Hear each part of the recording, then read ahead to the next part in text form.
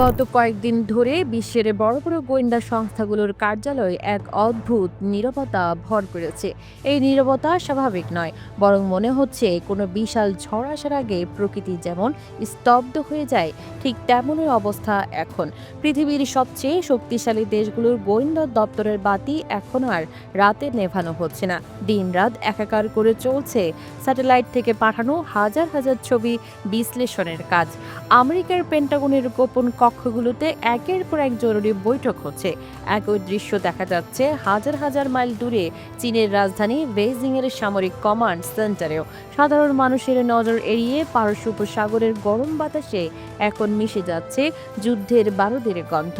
প্রকাশ্যে কেউ হয়তো কিছু বলছে না, কিন্তু যারা বিশ্ব রাজনীতির খোঁজ খবর রাখেন তারা বুঝতে পারছেন যে পৃথিবী এখন এক ভয়ঙ্কর বিপদের মুখে দাঁড়িয়ে আছে। আজ রাতে অথবা আগামী কয়েকদিনের মধ্যে যে কোনো সময় সেই বড় ঘটনাটি ঘটে যেতে পারে, যার জন্য সবাই শ্বাস বন্ধ করে অপেক্ষা করছে। কিছুদিন আগে একটি স্যাটেলাইট ছবি ফাঁস হয়ে যাওয়ায় পুরো পরিস্থিতি আরও জটিল হয়ে উঠেছে। এই ছবিটি দেখে বিশ্বের অভিজ্ঞ সামরিক বিশেষজ্ঞরাও চমকে উঠেছেন। ছবিতে স্পষ্ট দেখা যাচ্ছে যে আমেরিকান নৌবাহিনীর সবচেয়ে শক্তিশালী একটি এয়ারক্রাফট ক্যারিয়ার ইরানের সমুদ্র উপকূলের একেবারে কাছে এসে থেমে আছে। জাহাজটি এতটাই কাছে এসেছে যে স্থানীয় জেলেরা বলছেন ইরানের মাটি থেকে খালি চোখেই সমুদ্রের বুকে পাহাড়ের মতো দাঁড়িয়ে থাকা এই যুদ্ধ জাহাজটি দেখা যাচ্ছে। স্বাভাবিকভাবেই মানুষের মনে প্রশ্ন জাগছে, আমেরিকা কেন তাদের এই বিশাল রণতরী নিয়ে ইরানের এত কাছে চলে এলো? এটা কি শুধুই শক্তি দেখানোর চেষ্টা, নাকি এর পেছনে কোনো বড় সামরিক হামলার পরিকল্পনা লুকিয়ে আছে? এই পরিস্থিতি ঠিকমতো বুঝতে হলে আগে জানা দরকার যে আমেরিকার এই এয়ারক্রাফট ক্যারিয়ার জিনিসটা আসলে কি। সাধারণ মানুষের কাছে এটা হয়তো শুধু একটা বড় জাহাজ মনে হতে পারে, কিন্তু সামরিক দিক থেকে দেখলে এটা হলো সমুদ্রের ওপর ভাসমান একটা সম্পূর্ণ সামরিক ঘাঁটি। আমেরিকা সাধারণত এই এলাকায় জেরাল্ড আর ফোর্ড শ্রেণীর ক্যারিয়ার পাঠায়। এই ধরনের একটি জাহাজের ওজন প্রায় 1,00,000 টন। বিষয়টা সহজ করে বললে, ইতিহাসের বিখ্যাত টাইটানিক জাহাজের মতো 12টা জাহাজ একসাথে করলে যত ওজন হবে, এই একটা জাহাজের ওজন ততটাই।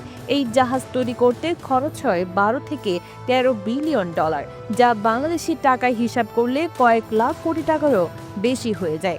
আরও অবাক করার বিষয় হলো, এই জাহাজ চলে পারমাণবিক শক্তিতে। একবার জ্বালানি ভরলে পরের 20 থেকে 25 বছর আর কোনো তেল ভরতে হয় না। সমুদ্রের বুকে এই বিশাল জাহাজ ঘন্টায় 55 কিলোমিটার গতিতে ছুটতে পারে।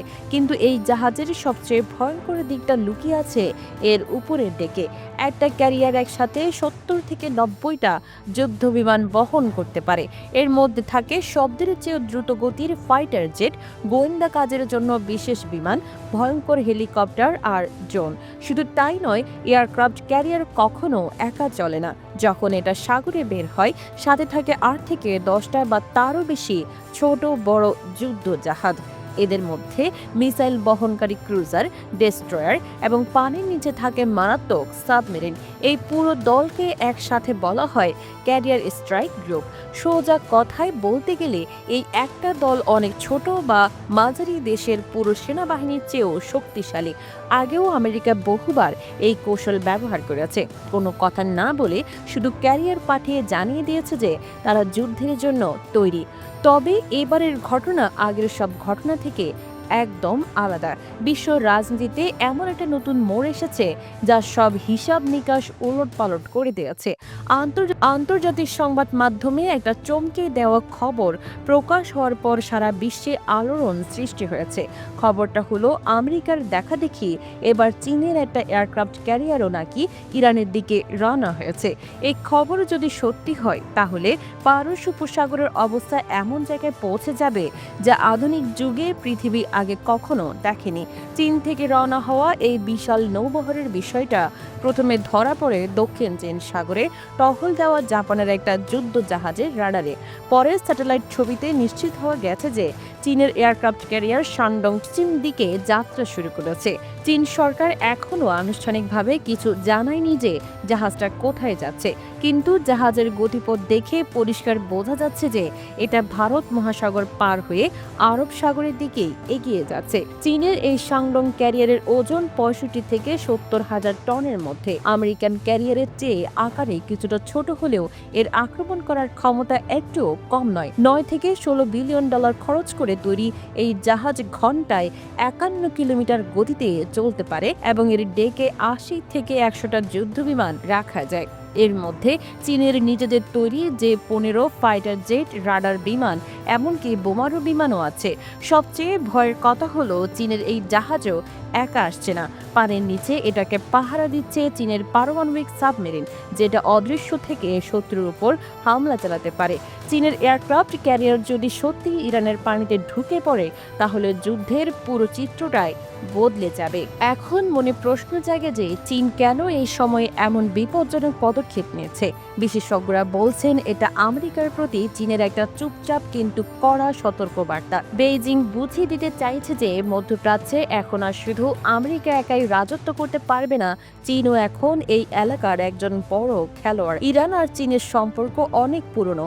দুই দেশের মধ্যে গভীর অর্থনৈতিক ও সামরিক বোঝাপড়া আছে। চীন ইরানের তেলের বড় ক্রেতা এবং বেল্ট অ্যান্ড রোড প্রকল্পের গুরুত্বপূর্ণ অংশীদার। কয়েক বছর আগে দুই দেশ 25 বছরের একটা কৌশলগত চুক্তিও সই করেছে। সেই হিসেবে বিপদের সময় বন্ধুর পাশে দাঁড়ানো চীনের জন্য অস্বাভাবিক কিছু নয়। কিন্তু সবচেয়ে বড় প্রশ্ন হলো শেষ পর্যন্ত কি ঘটে যাচ্ছে। পৃথিবীর দুই সবচেয়ে শক্তিশালী দেশের এয়ারক্রাফট ক্যারিয়ার কি সত্যি একে অপরের মুখোমুখি হবে? সামরিক বিশেষজ্ঞদের ধারণা আমেরিকা হয়তো চীনের ক্যারিয়ার পৌঁছানোর আগেই কৌশলগত কারণে তাদের জাহাজ কিছুটা দূরে সরিয়ে নেবে। কারণ এত বড় দুটো নৌবহর কাছাকাছি থাকলে সামান্য ভুল বোঝাবুঝি থেকেও বড় যুদ্ধ লেগে যেতে পারে। আমেরিকা নিশ্চয়ই এই ঝুঁকি নিতে চাইবে না, তবে সরে গেলেও আমেরিকা কূটনৈতিকভাবে হেরে যাবে, কারণ চীন দেখিয়ে দেবে যে তারাও এই এলাকায় হস্তক্ষেপ করতে পারে। এত টানাপোড়েনের মধ্যে ইরানের আচরণ সবাইকে অবাক করছে। বাইরে থেকে দেখলে মনে হবে ইরানে কিছুই হয়নি। সরকারের টেলিভিশনে স্বাভাবিক অনুষ্ঠান চলছে, নেতারা শান্তির কথা বলছেন, কিন্তু এই শান্ত চেহারার আড়ালে ইরান ভয়ঙ্কর প্রস্তুতি নিচ্ছে। বিশ্লেষকরা বলছেন ইরান জানে যে সামনাসামনি যুদ্ধে আমেরিকার সাথে তারা পারবে না, তাই তারা অন্য পথ বেছে নিয়েছে। তাদের আসল শক্তি হলো হাজার হাজার মিসাইল, যেগুলো মাটির নিচে গোপন জায়গায় লুকিয়ে রাখা আছে। আমেরিকার ক্যারিয়ার যত শক্তিশালী হোক, ইরানের উপকূলের কাছে এলে সেটা মিসাইলের সহজ টার্গেটে পরিণত হবে। এছাড়া ইরানের কাছে অনেক ছোট ছোট দ্রুত গতির নৌকা আর ড্রোন রয়েছে। এই মৌমাছির ঝাঁকের মতো আক্রমণ ঠেকানো বড় জাহাজের পক্ষেও কঠিন। এই সমস্ত ঘটনার পেছনে আরেকটা বড় শক্তি আড়াল থেকে কাজ করছে, সেটা হলো রাশিয়া। তারা প্রকাশ্যে কোনো যুদ্ধজাহাজ পাঠায়নি ঠিকই, কিন্তু ধারণা করা হচ্ছে রাশিয়া গোপনে ইরানকে সব ধরনের সাহায্য দিচ্ছে। ড্রোন প্রযুক্তি আদান প্রদান, অস্ত্র সরবরাহ, স্যাটেলাইট ছবি দিয়ে আমেরিকার জাহাজের অবস্থান জানিয়ে দেওয়া অথবা কূটনৈতিক সমর্থন সবই হতে পারে রাশিয়ার গোপন চাল। সবচেয়ে বড় চিন্তার জায়গা হলো হরমুজ প্রণালী। পৃথিবীর তেল ব্যবসার প্রাণকেন্দ্র এই সরু জলপথ। এখানে যুদ্ধ লাগলে তেলের দাম আকাশে উঠবে, যার ধাক্কা লাগবে পুরো পৃথিবীর অর্থনীতিতে। আন্তর্জাতিক জাহাজ কোম্পানিগুলো এখনোই তাদের জাহাজে বিপদ সংকেত দিয়েছে এবং বীমা কোম্পানিগুলো টাকা বাড়িয়ে দিয়েছে। পরিস্থিতি যেদিকে যাচ্ছে তা মোটেও ভালো লক্ষণ নয়। এখন পর্যন্ত কোনো গুলি ছোড়া হয়নি, কিন্তু দুই পক্ষই দাওয়ার চক সাজানোর মতো চাল চালছে। এই স্নায়ুযুদ্ধ কতদিন চলবে কেউ জানে না। আগামী কয়েকটা দিন অত্যন্ত গুরুত্বপূর্ণ। চীনের ক্যারিয়ার কোথায় গিয়ে থামে, আমেরিকা কি সিদ্ধান্ত নেয় এবং ইরান কোনো বোকামি করে বসে কিনা, তার উপর নির্ভর করছে পৃথিবীর ভবিষ্যৎ। বিশ্ব এখন দম বন্ধ করে অপেক্ষা করছে, কারণ পারস্য উপসাগরে যা ঘটছে তার প্রভাব শুধু সেই এলাকাতেই থাকবে না। যুদ্ধ শুরু হলে বাংলাদেশেও এর ধাক্কা লাগবে। তেলের দাম বাড়লে জিনিসপত্রের দাম বাড়বে, অর্থনীতিতে সমস্যা দেখা দেবে। তাই খবরের দিকে চোখ রাখুন, কারণ সমুদ্রে যে ঝড় উঠছে তার কেন্দ্রে আছে আমেরিকা, চীন আর ইরান, এই তিন বড় শক্তি। আর বারুদের স্তূপের ওপর বসে থাকা এই সাগর যে কোনো মুহূর্তে জ্বলে উঠতে পারে আগুনের শিখায়।